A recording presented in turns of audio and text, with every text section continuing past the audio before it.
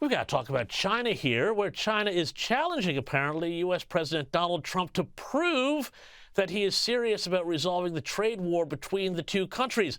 Earlier this week, President Trump contradicted his trade secretary, insisting that everything is active when asked if the U.S. is talking to China.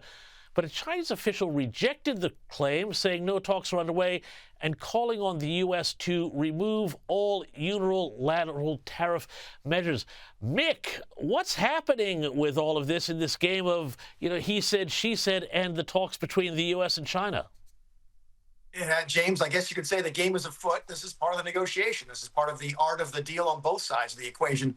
My guess is this. My guess is there's some low-level conversations between representatives of both the American and the Chinese government. That way, Trump can say there are conversations, and the Chinese can come out and say, yeah, but they're not really that important, or there's not real conversations going on. So my guess is there's probably a kernel of truth in both of them. But again, at the end of the day, what difference does it make?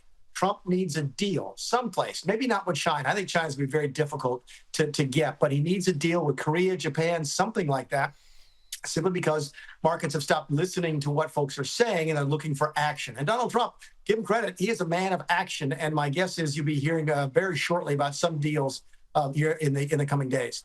Yeah, look, I think you're right about that, Mick. But the other aspect to this here is China, and China is acting like they've got a very good hand to play here, that they're putting out the word, and all the press is saying, well, Trump's overplayed his.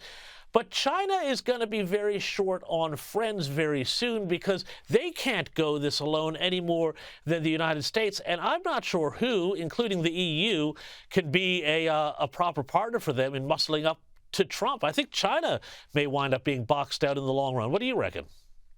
Well, certainly, I think there's a chance of that. I think that's one of the things that Trump is counting on. Keep in mind, Trump had the chance in the first term to sort of do an everybody against China approach. He chose not to. He had a chance this time to sort of do an everybody against China approach, and again, chose not to. Sort of decided to pick a fight with everybody in the whole world at one time.